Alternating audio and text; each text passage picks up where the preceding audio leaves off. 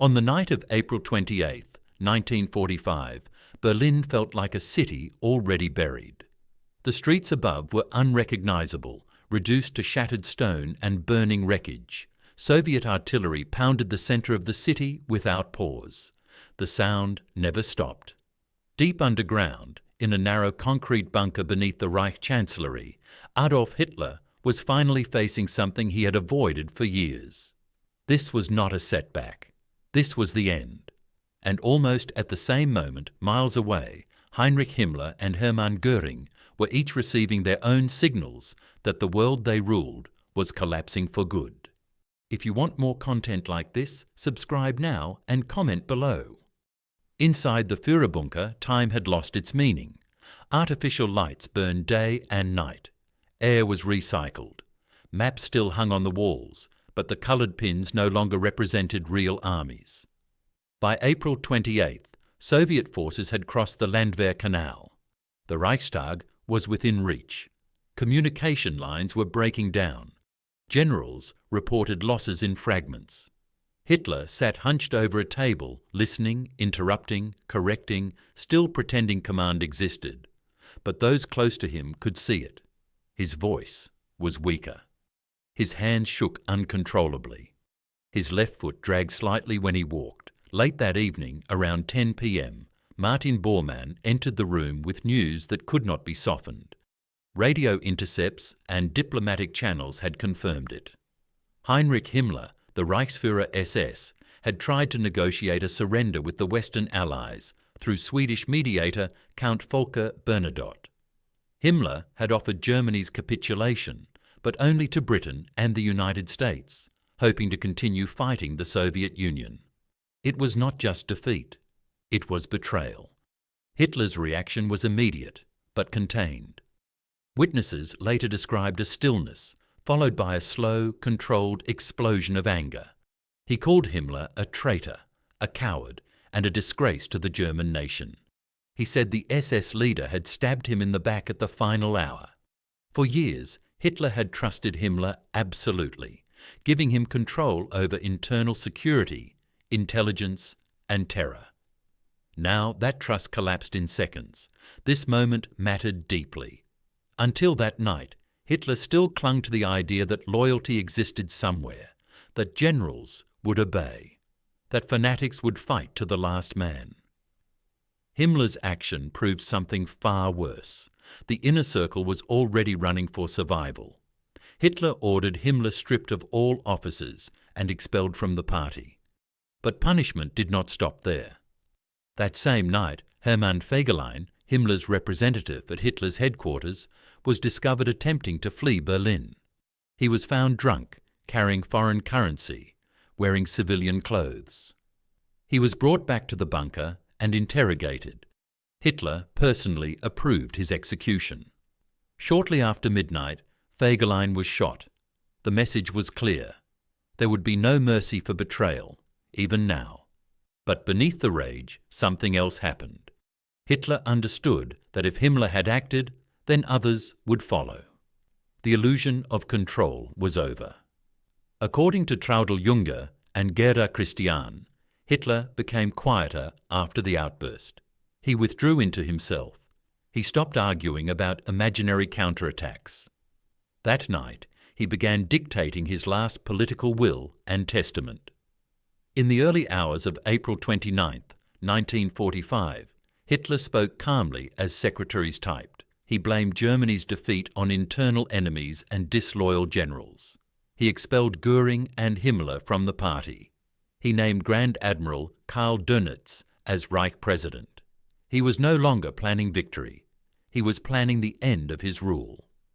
At around 1 a.m., in a small bunker room, Adolf Hitler married Eva Braun. The ceremony was brief, almost uncomfortable. Outside, Berlin burned. Inside, champagne was poured, but few drank.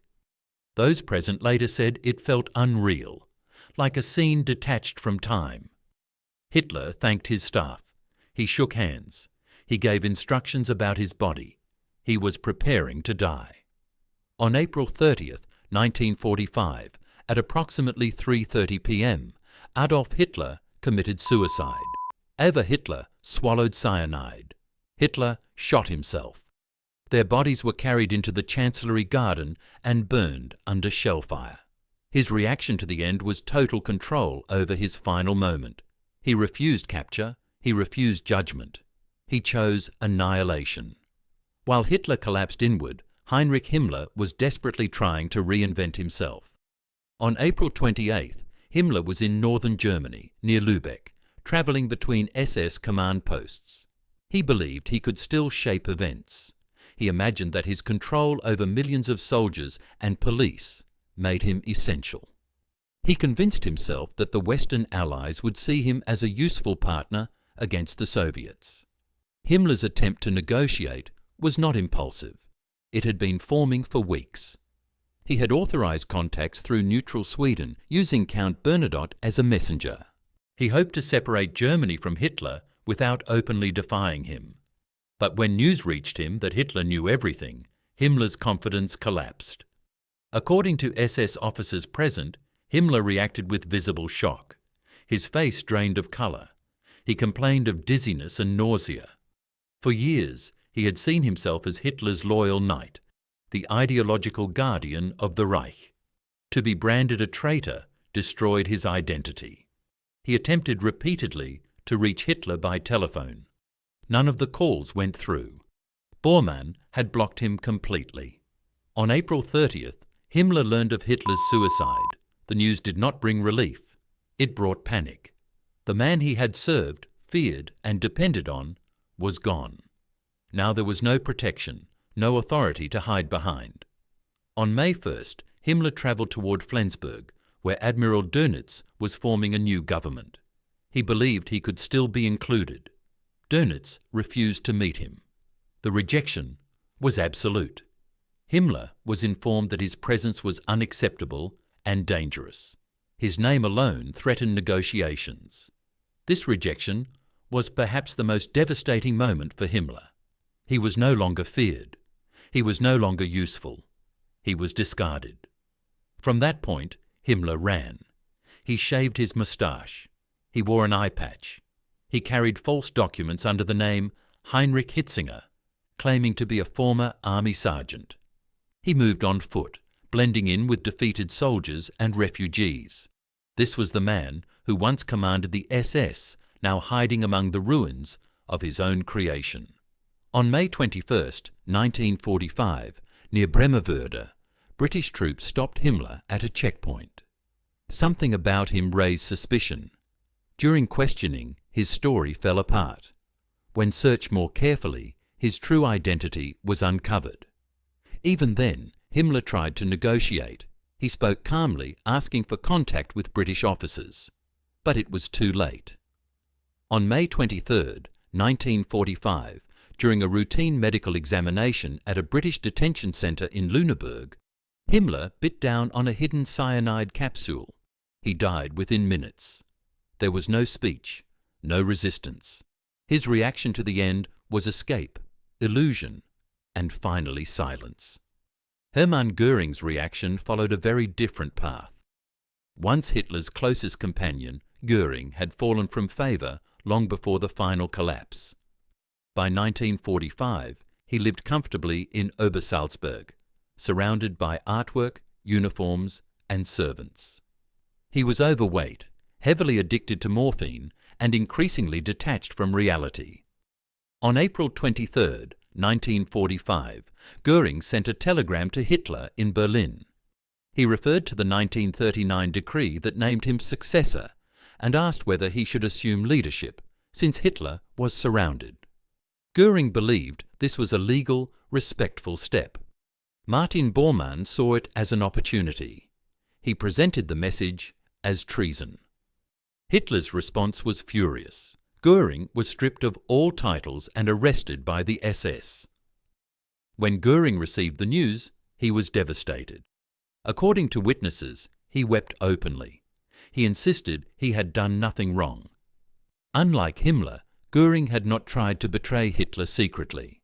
But loyalty no longer mattered. After Hitler's death, Göring was released but ordered to leave. He understood the war was lost.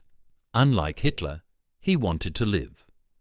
On May 6, 1945, near Rastatt in Austria, Goring surrendered to American forces. He arrived dressed in uniform, carrying medals and personal belongings. He expected respect. He expected negotiations. In captivity, Göring regained confidence. At Nuremberg, he was sharp, articulate, and defiant.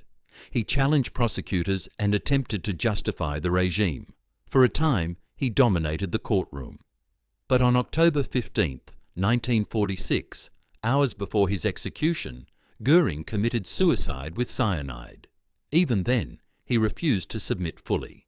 The reactions of Hitler, Himmler, and Goring reveal the true collapse of Nazi Germany. When the end arrived, there was no unity, no shared sacrifice, only fear, ego, betrayal, and denial. They had built a system based on absolute loyalty. In the final days, none of them trusted anyone. On May 7, 1945, at 2:41 a.m., Germany signed unconditional surrender in Reims. On May 8, the war in Europe officially ended. The men who had started it were dead or disgraced. The Third Reich ended not with a final stand, but with isolated men hiding, running, or choosing death. This is how the end truly arrived. Not in speeches or parades, but in bunkers, telegrams, disguises, and poison capsules. Power vanished, loyalty dissolved, and the men who once ruled Europe could not face the world they had destroyed. If you want more content like this, subscribe now and comment below.